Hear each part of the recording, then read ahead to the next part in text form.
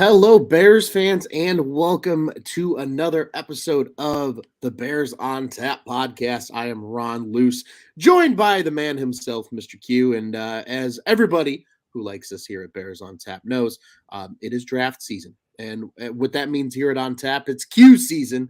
And we're going to have a little fun on today's show, actually. I'm actually really excited for this. But before we get into it, Q, how are you doing, my friend?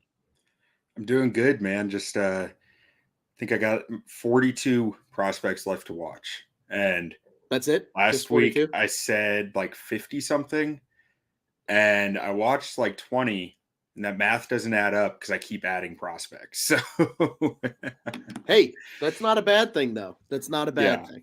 I will yeah. never tell you that's a bad Like thing. I just watched this guy recently. I'm not even sure how you pronounce his name. I'll have to look in Brugler's draft guide once it comes out because he has phonetic spellings for everybody. Mm, But Saidi Sow out okay. of Eastern Michigan, Okay. offensive guard, like he was impressive. I was very impressed. Hey, Eastern Michigan puts out some good prospects, man. I mean, Yeah, local Chicagoland product from years back. One Dan O'Connor yeah. was a Rita boy and went to Eastern and found himself on a Super Bowl winning roster with the Bucks. So you never know, man. Hey, as our friend Beaton would say, the MAC schools will give you the talent whether you like it or not. And of Yeah. anybody that'll remind you that it is certainly Beaton. So It's all um, about the action. all about the action. But Q, you put together a pretty neat little tool here that we're going to have some fun with. And it's kind of a big old game of what if. And it's what if in the first and what if in the second round for the Chicago Bears. Do you want to go ahead and explain how this thing works? And then we'll bring it up and get it on the screen here. Yeah, sure. If you've ever watched a game show, you'll get it. It's just a big wheel that spins, and wherever it lands, it says a player's name and the round that they will be picked. It's like, not predicting where they will be picked, but our job is to give the opinion of if this player got picked by the Bears in this round, how would we feel? And it's all first and second round. I didn't do anything too deep, but yeah, we're just here to let you know how we would feel about that. Try to put ourselves in the moment. Yeah, and maybe if you didn't have 42 more prospects to watch, maybe it would have been a little deeper. But I'm just busting your balls, man. Hey, I'm excited. This is gonna be fun. Because again, this is gonna be a lot of fun. I'm intrigued to hear your opinion. I'm intrigued to hear what comes out of my own mouth, admittedly, with some of these guys, because just from like, hey, oh, okay, I didn't think about this guy. Again, I think it gets you away from the norms that you see within. I'll call it the NFL draft sphere of just people guessing who's going where and who's interested in who. It's more just a legit, hey, if this guy comes up and the Bears take him, what do you think? So I'm all for it. Yeah, Well, like we'll pull that up. last year, was Kyler Gordon on any of our radars really? Like I No. remember, I think Brian Perez wrote an article predicting it, but outside of that, we were all looking O line wide receiver. That was all we were looking at, and it was a giant curveball for most of us. 100%. Yeah. I mean, and being on the draft show a year ago with you guys and listening to you guys break down each pick was cool. So this is kind of a little bit of I'll call it a tease form of that here. And a lot of what ifs, which are always fun. So let's go ahead and pull that up on the screen, the old bear down wheel as we got going here. So Q, I will let you do the honors, my friend. Do you want to take the first one?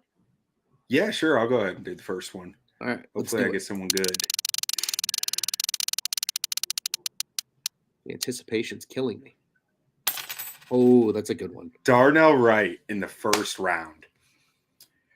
I could not be upset about this, even if it was at number 9. I think Darnell Wright is a top 15 player in this draft. And Ooh. at 9, I mean, you're reaching a little, but ultimately, I think you are getting a plug and play starter at right tackle who's a natural right tackle. And as the little emoticon will tell you, has the best hands in the draft. Like, this flat out, this is my favorite offensive line tape I've watched this year. He is just so much fun to watch. He has so many tools at his disposal, whether he's snap trapping guys, whether he's running them up behind the pocket. There are just so many things that he does well. I would love it. I mean, trade down or at 9. I don't love it at 9, but I wouldn't be upset about it at 9. I like it. Yeah, that'd be a hell of a pick. That'd be fun. Yeah. All right, All right. let's roll the wheel again, man. See who you get. Who I get? I don't know, man. Deonte Banks, cornerback out of Maryland, in the first round. I'm just gonna go and say this is a huge reach, just by nature, because I don't know a terrible amount about him. But a lot of boards, from what I have seen, have him as like the 5th, 6th best corner. So maybe if this said Deonte Banks 2nd round, I wouldn't be as, oh, don't do that, don't do this. But again, I mean, he's a decent sized corner. I mean, 6 foot, just shy of 200 pounds. I mean, that's a good size corner.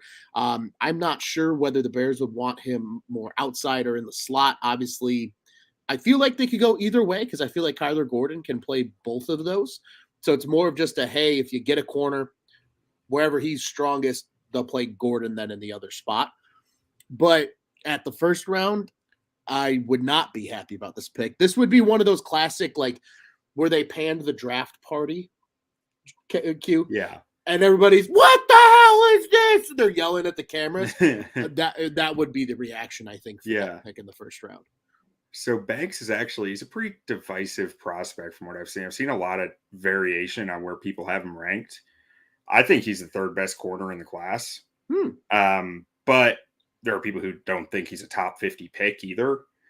And there are some people who have him. Like, I think The Athletic had him. It was either The Athletic or maybe it was Zerline who have him like a top 30 player. Mm-hmm. I have him like a top 20 player, but I just really liked his tape. But even so, cornerback just isn't really the need. And I'm not sure he's that good enough that I'm foregoing need at other positions with similar players. Agreed. And quickly, before we go ahead and spin the wheel again, I want to get your take on this. Would you rank a guy like Banks higher than like a Kelee Ringo or a Joey Porter Jr., who are kind of those guys that are garnishing a lot of that attention in that 3rd to 4th kind of tier with these corners? I do. I mean, I think that I personally, like, I have to watch what I say because I'm not going to say I have him in the same tier as Witherspoon. Like, for me, there's, Christian Gonzalez and Witherspoon are 1A, 1B. Sure. And then there's a little drop off where I have Banks just on his own. And then I get to Porter. Okay. Now, I think Ringo is tough because, like, he is so talented, but he just has these lapses in his play where it's just like, what were you can't win football when that's happening. Right. You just can't. And that might be developmental, but like, cornerback is a position where I'm not big on developing a 1st round pick. I want a guy to come in and be pretty darn good from the start at corner, because you just can't win when you're giving up deep balls like that because of a busted coverage. Sure. Yeah. Especially in today's NFL. So, yeah. All right. Yeah. So let's see who else we got. So Isaiah Foskey, edge rusher out of Notre Dame in the 2nd round. This is a pick I would love. In the 2nd round, absolutely. I have Foskey ranked somewhere around 35 on my board right now. So getting him at, what are the Bears, 54? Is that their pick? 54, 53? I believe so, 54. I think there's a lot of value there. I think his best fit is a even front defensive end. And wouldn't you know it, that's exactly what the Bears do. Mm-hmm. So really, I mean, I see Foskey as a guy who has 1st round talent. And for whatever reason, he's not getting the love. Like, his production was good, not great. He has a ton of special teams experience. He's blocking punts out there. Like, there's a lot to like the more you dig in on him, that I'm just not, I have this hankering feeling that the NFL teams are going to see that too. And they're not going to be too worried about what round grade he has from all the analysts out there. They'll probably take him in the 20s if they need one and see him as a fit. But in the 2nd round, I just think Foskey is outstanding value. Do you think, with regard to Foskey, because of how deep the trenches are on both sides of the ball in this year's draft. Do you think he gets a little forgotten about because of that? Yeah, I would say I would definitely say that's a factor because, like, Okay. I mean, I said myself, I think he's a first round caliber guy, but Mhm. he's somewhere between 30 and 35 on my board. Like, Which is that much doesn't, higher than where a lot of other boards have him. Yeah. yeah, exactly. And that doesn't, if you're a first round guy, you're usually going to be somewhere in the mid 20s is the back end of the first round. Mhm. So this year, I definitely think that depth is pushing him down a little. And then, yeah, to your point, as a second round pick, that feels like huge value then. Yeah. All right, let's see who you get, Ron. Here we go. Give me something good. Whew. Oh, okay. This is such an interesting one. Zach Charbonnet in the second round. Here's the thing with Charbonnet for me. I personally think he's probably like a late second, high third in terms of where I think a lot of people are projecting him. There is going to be a team, I think, that takes him sooner than that. I truly believe that because when your head coach, who has coached some of the best running backs in the NFL, Shady McCoy, among others, calls you the most elusive back he's ever seen, that's high praise. That's really high praise. And if I'm the Bears, I like Charbonnet. And I know there's a lot of other people in Bears Twitter that also like Charbonnet, but I think he reminds me in a lot of ways of David Montgomery, but just a little bit faster and maybe a little more of a complete back, even though Montgomery was quite a complete back himself. So I wouldn't be mad about it because again, I truly do think somebody's gonna he might not even be there for the Bears at 54, if I'm being brutally frank. Yeah. I think there's gonna be somebody that falls in love with Charbonnet and takes him earlier. So if I'm the Bears and this is even if this is their first or second of the 2 seconds that they have, count me in. I'm all for it. I like Charbonnet, adding him to that what's already a 3-headed monster in the Bears backfield. Dude, I just see Matt Forte every time I turn on his phone. Yes. Yes. Like Forte was probably a little shiftier, more agile, but like there are so many parallels to Forte for me there. Yeah. And Is there sound with this, or is it just on there my is headphones? no, I can hear Cool. it. Yeah. Ooh, okay. A guy who I do not, I think they would have to move up in the second round to get Keanu Benton, nose tackle out of Wisconsin. He's somewhere around 330 pounds, I believe, but you wouldn't know it watching the way that he plays. Like he has first step quickness. He has a bend on the interior D line, which is something you don't see that much. A guy who can really contort his body into weird angles, and he has the core strength to still maintain his positioning and not get folded over. Like that is a huge trait to have, and I think it's something that he has in spades. He was a all-state wrestler in high school. Like that's probably where he gets it from. But 1,000%. I would be thrilled to get Keanu Benton in the second round. He's been creeping up boards lately. He was considered a third round guy about a month ago. Since preparing for the Senior Bowl, I watched his tape because he was there to prepare for the Senior Bowl. Mm-hmm. And it was just like, this guy's too good for where he's being mocked, right? Like he is going to go high, a lot higher than this. I think he's early to mid second round. Mid, it might be being a little too optimistic, but yeah. I would be thrilled to add him because he's a guy who, for the Bears, you can plug him in at the 2 tech, the 2I to be that nose tackle for you. And you're not worried about when the defense shifts on you and he becomes a 3 technique because he has enough juice that he can still be effective at the 3 tech spot. He not like some nose tackles you see around the league where it's like, okay, now they're just a body eating space and they're going to attack the other side. Yeah, I'm convinced you knew exactly what I was going to ask you, Q, because I was going to ask you where would you profile him in the Eberflus defense, and you've already answered my question there. Again, I feel like this is another one of those guys, Q, that you've noted on previous shows, right? That is going to fall in that sweet spot where everybody wants to be, where it's that like 20 to 40 range, where there's a lot of talent there that you can make the argument for being top 20 talent. It's just because of positional need and just how the draft goes. These guys are going to fall and they're going to become value picks wherever they get selected. So, Yeah, I mean, he's a Yeah, I big. mean, if I'm being honest, I have concerns that, or not concerns, but I have an inkling that the Bears might have to trade up into the top 50 to get a guy that they're targeting. Um, Okay. just because Ryan Poles he was waiting on guys last year and they didn't fall to him. Mhm. Other teams went up and got those guys.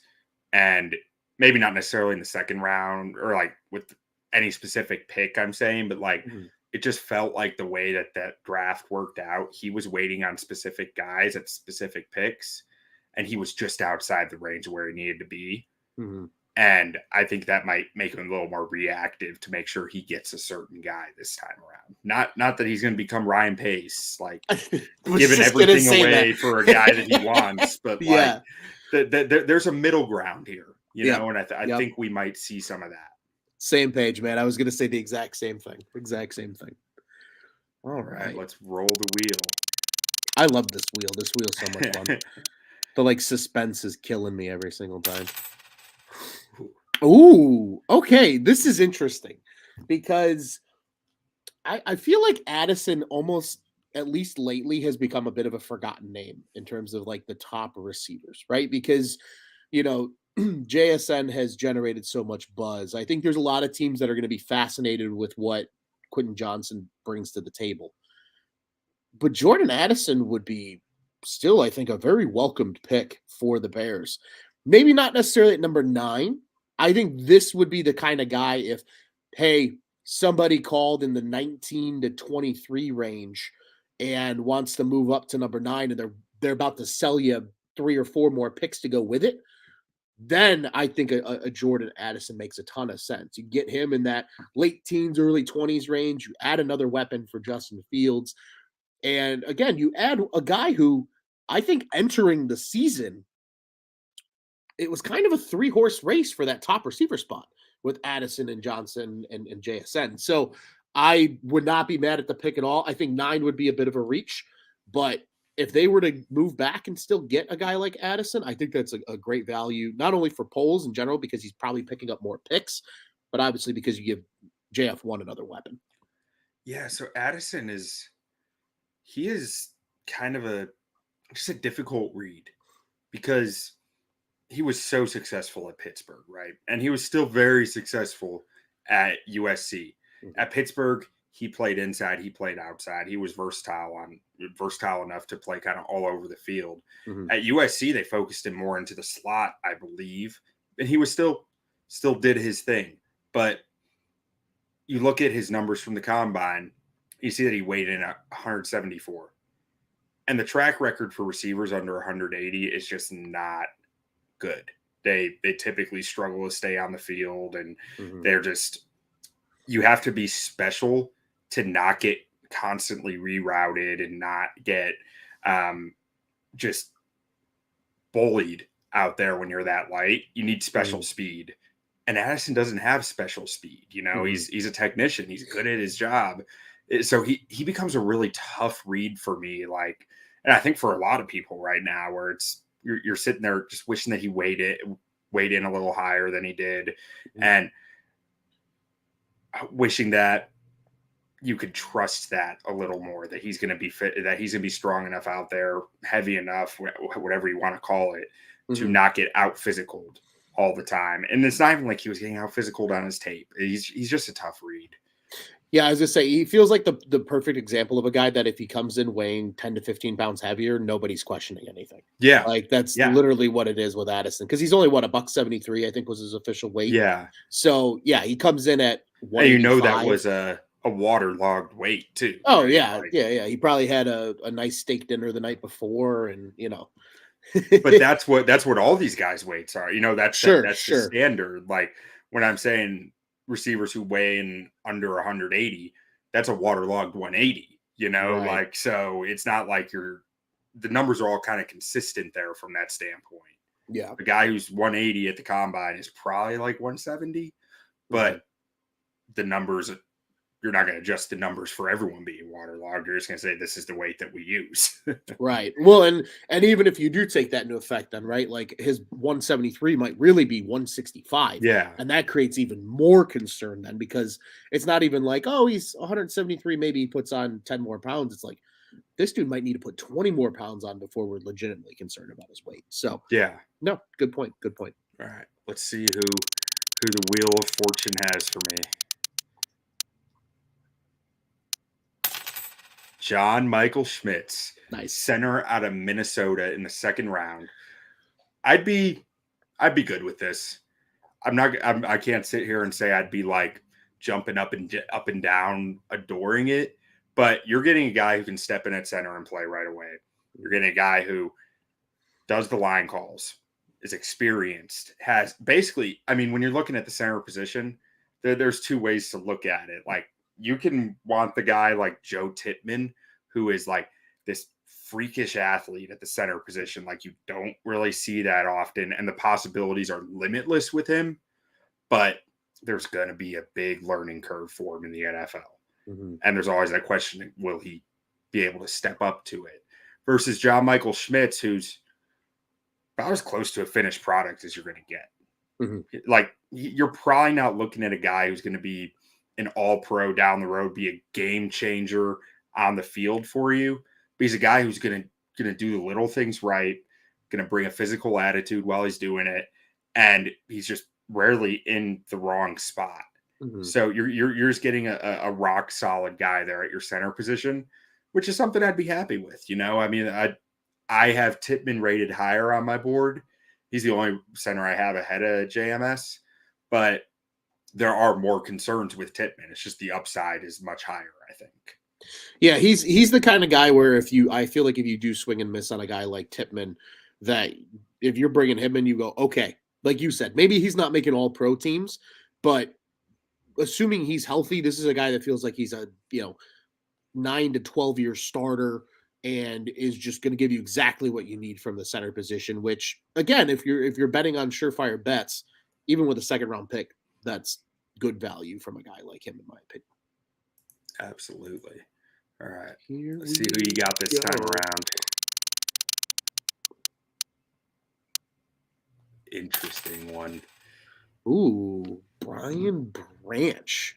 See, this one, okay, this is going to be a bit of a tough one for me because, again, I feel like cornerback, like DB in this draft is probably the one maybe position that I'm not as super familiar with besides You want me to give you a quick 10-second scouting report on him? Well, I was going to say, I mean, he's a Bama guy. He's a Bama DB. Obviously, that in my opinion, if you're a Bama DB, that immediately gives you a little bit of a bump because they're so polished. They're so NFL ready. You look across every NFL roster and you're going to find probably one DB that at least was sniffed by Alabama in the recruiting process. Like, they know how to develop DBs. I think what the interesting part is because of the Bears not needing a DB, at least in the first round, and this is what you kind of mentioned earlier with Banks from Maryland. A, it's a reach, and B, he's not going to play over Eddie or Brisker at the safety position. So even if you do bump him into the nickel, are you really going to spend a first round pick on a nickel corner? I think this is another one that for a first round pick, people would lose their mind. Second round pick, totally different animal in my opinion. Yeah. I mean, so Branch at Alabama, he played nickel almost exclusive. Like, he would, I think something like 70% of his snaps were in the slot. So it's kind of like the kid out of Jalen Petrie out of Baylor last year. Like, he was that star position in the Saban defense. Yes. Which is a lot of nickel, a lot of like middle of the field. So you get Branch, you're saying Kyler Gordon is an outside corner and we have our nickel. It would be interesting because he's a hell of a football player, but I would be shocked and unsure how I feel about it. Yeah. It feels like a out of left field pick, I think, for the Bears in this year's draft. Yeah. Yeah. I think if that pick is made last year, where like they took Kyler Gordon, I think it's a Yeah. less of like a what the hell and more of like a oh okay versus this year. Exactly. All right, show me the So money. cute. Adetomawa Adebaware. I've gotten so much better at saying this name over the last 2 I was gonna months. say I'm glad you have because I still struggle with it. So Tommy's a freak. He's as freakish as they get. I would be cautiously optimistic with Tommy in the second round at like 54. I mean, who knows where he's actually going to go? Some people have him going in the 70s. Some people have him going in the 20s. Like he is about as rare of an athlete as you will find on a football field. He's got like 35-inch arms, runs a 4.4 940, weighing 280 pounds. Like it's just, he's utterly ridiculous in the gym. He's net. He didn't really play a ton interior. He played more last year at Northwestern on the interior, but prior to that, he was an edge. And he's not an edge rusher. He's just not bendy enough. He's not sudden enough left, right, that really makes a lot of sense. But as a 3-tech, he has the potential to be an absolute game wrecker. He's the kind of pick, though, that you say, ask me how I feel about it in 3 years. Because the production's not there. The tape is super up and down, and he's raw. He's just about as raw as it gets. But he is so talented that, like, I would still be optimistic about it because you don't find guys like him often. Yeah. No, agree. I feel like he's one of the most polarizing players in terms of where people are ranking him in this year. Like you mentioned, Yeah. anywhere from 20 to 70 because of you are truly betting here on it is a big risk versus reward type pick where like you said 3 years from now he could be one of the best 3-techs in the league. Mm-hmm. On the flip side, he could totally fizzle out and never make it to the next level. I mean, he is truly one or he's got that kind of all the way on each end of the scale type potential just because like you said the production wasn't there in college but the athletic traits are. Yeah. And one last thing I'll say about him. One of the reasons I'm optimistic or I would be optimistic about him as opposed to like maybe much more meh on him, which is in past years, I might like there have been guys who it's like there's bang on athletic upside and I don't really believe in it. It's just the pure violence he plays with. Mm-hmm. He is like a bull in a china shop, which can be good and bad, but like he just plays like his hair is on fire, which is that motor, the work ethic that he seems to have. That goes a long way when you're looking at guys that raw. I was going to say also feels like a guy that Eberflus would appreciate because of that motor. Okay, he ain't getting no loaves. All right, let's see what you get.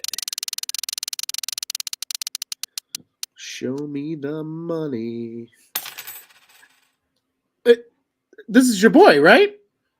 No. Oh, okay. I'm not that big on Ika. This is Siaki Ika out of Baylor, the second round, nose tackle. Okay. I was thinking of the Eastern Michigan guy that we were discussing. That's the name that came to my brain here. I was just like, oh, these names that I can't pronounce are tripping me out here. I would probably not be happy with this pick.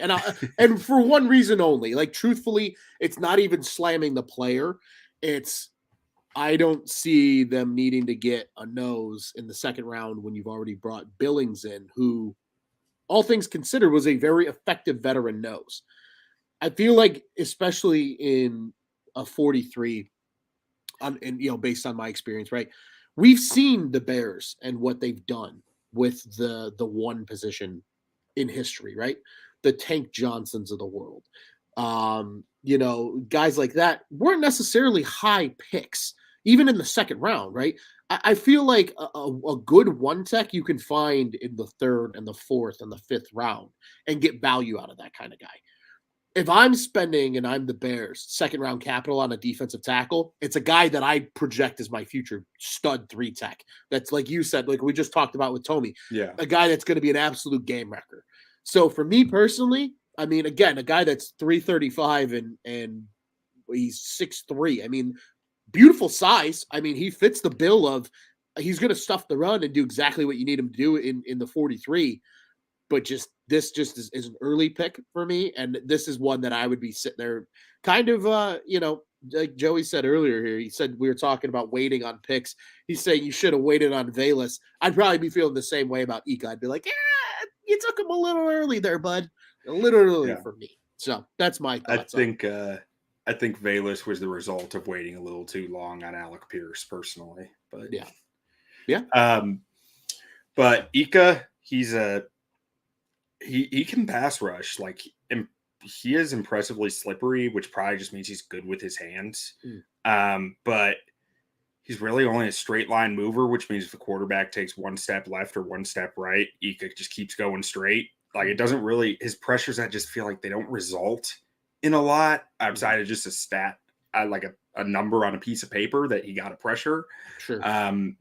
Because of that pursuit, he's pretty limited there. He'll stuff the run for you, but yeah, at the end of the day, like I said, he's a nose tackle. I feel like Billings is going to do probably just about as much for you as Ika would. So like, I agree with you. I'd be pretty whelmed with that. I was gonna say I feel like Ika too.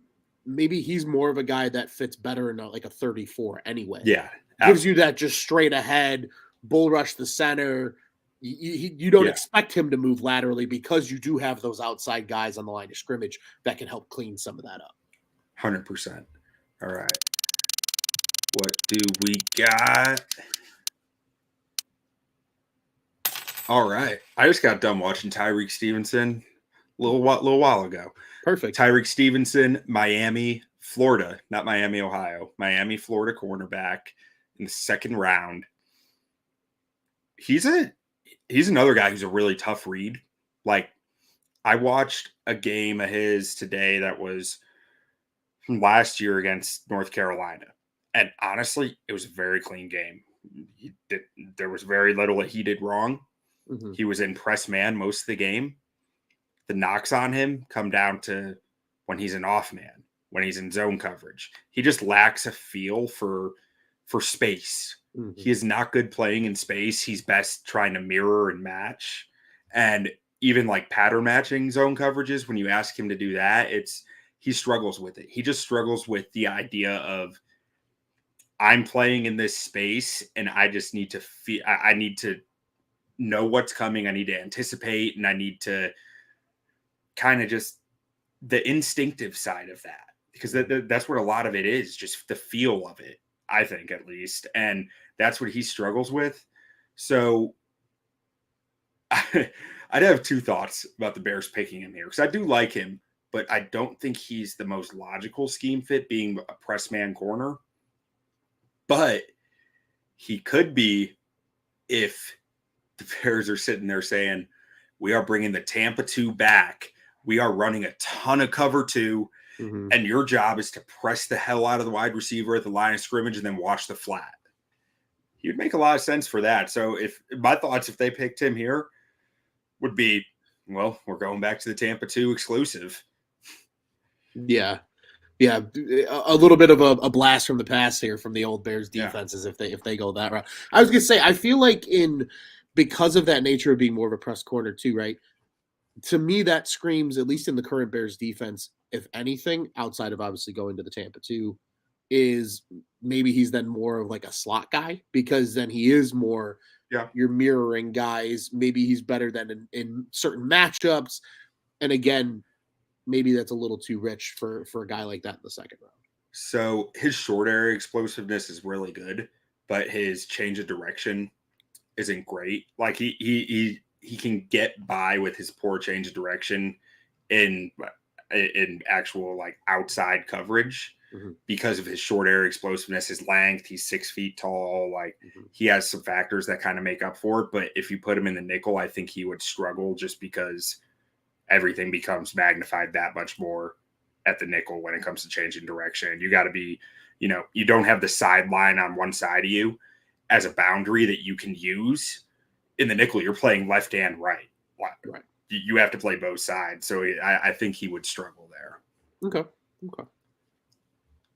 Let's see who we got for you. Give me something good. Ooh. See, I like this one because Nolan Smith is, again, I feel like he's one of these picks that, not necessarily in a bad way, but there's a lot of like differentiation of opinion on him because he is explosive. I feel like any defensive front seven player that comes from the University of Georgia is worth a flyer, right? But I think for the Bears, again, I think for the Bears at 9, this is rich. Like this is an overdraft because in a perfect world, you're expecting a Tyree Wilson, a Miles Murphy, one of these guys maybe to still be there at 9. Now, again, if you're moving back, you're accumulating draft capital, and this is a pick in the 20s, okay. I don't hate it as much. Excited. Guy, I mean, they need pass rushers. That's clearly the number one need for the Bears is defensive line help. So if they're going out, getting a guy that can rush off the edge, that's great. I think maybe my only fear would be because Georgia runs predominantly a 34. I would be intrigued to see what his acclimation to a true 43 defense would look like at the NFL level. Yeah, I mean he's such a strong run defender, despite being like he's only like 240 pounds. I want to say, yeah, 238 is what he's listed at. Yeah, I was gonna say 236, but I didn't want to shortchange him. So he's like his hands are so good. He's so explosive, and he just gets right into the chest of the blockers, and he really controls the point of attack well, and that's how he holds up against the run. But I'd be a little worried about him in a 4-man front of actually consistently holding up from close quarters without having those steps to build up speed to power. Sure. Like that.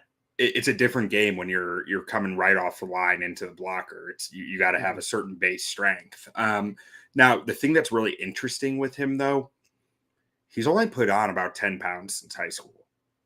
So I'm really curious if I were the Bears, I'd be talking to my training staff asking how much meat you think we can put on this kid's bones? Because it either means that 1, he hasn't really trained to add strength, or 2, he just has a crazy metabolism that's really difficult to add weight. Mm-hmm. It could be either one, but that's what I'd be interested in with Nolan Smith. Makes sense. What we got?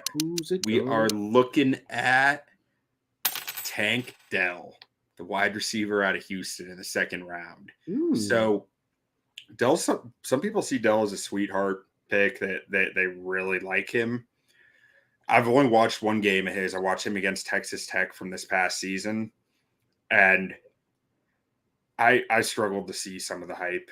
I mean, ultimately, I saw a 5'8", 165-pound guy who got rerouted a lot, who couldn't really separate when guys started getting physical with him, and his weight was just a detriment. I mean, he's fast, no doubt, but I don't know that he's Deshaun Jackson fast, and that's what you need to be at that size to still be effective. And even then, it's a big question mark. Ultimately, the thing that really, like, I could get by some of the rerouting stuff and physical coverage downfield, but some of the stuff that really turned me off more on Tank, it was when they were running some read option stuff and some RPO stuff, and he was the crossing receiver coming back through the backfield. Mm-hmm. As soon as he was past the quarterback, he'd start jogging. His hands were down by his side, and it was just kind of like, he's not fooling anybody, and it just it consistently gave the backside defender chances to go make a play instead of that split second of having to think about it. Mm-hmm. And that was something. So I'd be disappointed with Tank Dell this early. In the 4th round, I could get behind it maybe, but sure. I'm just worried that you're just getting a kick return, punt return guy who's going to have some gadget plays here and there, but I'm not sure he's going to be a real contributor on offense consistently. I was going to say, and I feel like even in the 2nd round, right, if they're there, players that are that size, more intrigued by the likes of Josh Downs and Zay Flowers than a guy like Tank Dell. Again, at this spot, I agree with you. You get him in the 4th, maybe even he falls all the way somehow to the 5th round. Okay, can get behind it because that's the kind of round you take a flyer on a guy. If it hits, great. If it doesn't, shit happens. But agreed, 2nd round feels rich. All right. What do you say? One more? Yeah, let's do it. I'm ready. Ron closing us out I'm with ready. the local guy. The local guy. I would love this pick at number 9. I'm assuming this is at the Bears, because if you move out of 9, he's not there. Let's just call it what it is. I don't think he gets out of the top 12 personally, because you're probably going to have a run on quarterbacks early. You're going to see a lot of those guys go in probably the top 7. The Carters of the world, the Andersons of the world, those guys will be gone. Then it really comes down to Gonzalez and Witherspoon, right? And he's physical as hell. I mean, I feel like that highlight from a season ago, him lighting up the receiver in the screen, was all over the place for like 4 days because of just how physical he was bringing that energy. He strikes me, again, the local guy. You and I sat here. You called it too. I think that's the best part for everybody that listens to Bears on Tap.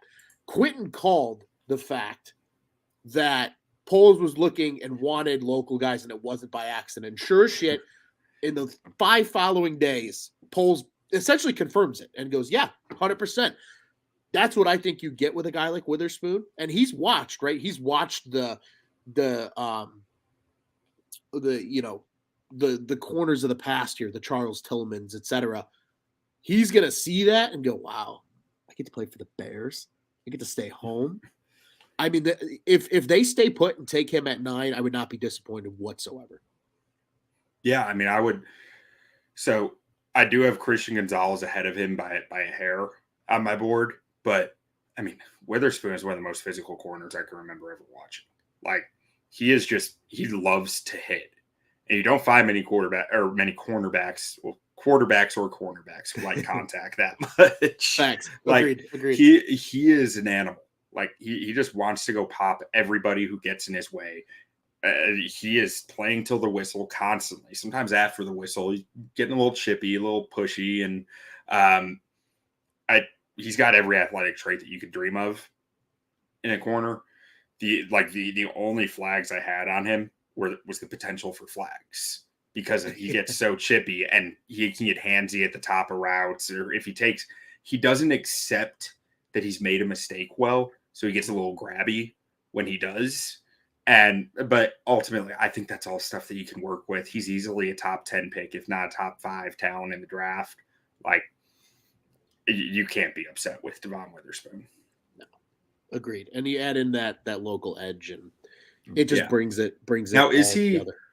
Did he grow up around Chicago? I know he's at Illinois. I just assumed that he did, but I'm not sure. Look. Let's confirm that real quick here. So I'm sure. Well, the other thing that's cool about Witherspoon is, like, Lovie Smith brought him to Champaign for a reason. Oh, yeah. His defense. Like, yeah, he's a Pensacola, Florida boy by birth. Okay. But still, he was brought to Illinois by Lovie Smith for a reason, because he's a great fit for that defense. Bears run a really similar thing. Yeah. So the fit is 100% there. Q, this was fun. I love the wheel. We might have to do the wheel again on an episode before the draft gets here, because that was an absolute we could bring blast. it back. And further confirming that both Scott and Joey jumped in the comments earlier and said the wheel was awesome. So that was honestly a blast. I had so much fun in this little over 40-minute show that we had here. But Q, before we get out of here, just quickly reminding everybody, Bears on Tap, one of 2 official podcasts of the Chicago Bears here at the On Tap Sports Network. Check out our friends over at Bears Nation Pod. They do a great job. They just recorded the other day, so go listen to that. You can follow them at Bear Nation Pod. We're at Bears on Tap on Twitter. I am at Loose on Tap. Q is at Butkus Stats on Twitter. If you're not following Q already, I don't know what the hell you're doing, because your Twitter page is legitimately one of my favorite follows, my friend, on all of Twitter, because I appreciate it. It's an absolute blast to just read and absorb knowledge and information coming from you. And be sure to follow all our other friends too, at Juice on Tap, friends of the program at Joey Knows Nothing, at Beat on 300. They're killing it over on the bet side of the house. And we'll probably see them a little bit once the season rolls around. They'll be our experts on the gambling side. Not that you're a schmuck yourself there, my friend. But be sure to follow them and check out everything else that On Tap has to offer. Cubs, Sox, Bulls, Blackhawks, you know the drill. So www.ontapsportsnet.com, at OnTapSportsNet on social media, the OnTap Sports Network. Go ahead and check out what's on tap in Chicago sports. This was another episode of Bears on Tap, man. It was a fun one, Q. Thank you for putting together the wheel again. I had an absolute blast, my friend. And any final thoughts before we get out of here for the day? Nope. I think I'm good. I'm gonna go back to my cave and watch some more film. I need to get into the cave and watch film so I can be just as excited or not excited as about these guys. I know just enough to be dangerous, but I miss watching film. So I need to lock myself in a cave for a few days as well. So I might be right behind you there, Q. But from myself and from Q, we wish all of you well. Thank you for listening, and we'll be back with you plenty before the NFL draft, and we'll be sharing what our NFL draft plans are in terms of content and coverage as that nears as the month of April wears on. And Q, what do you say? Get out of here the only way to know how? With a good old bear down. Bear down.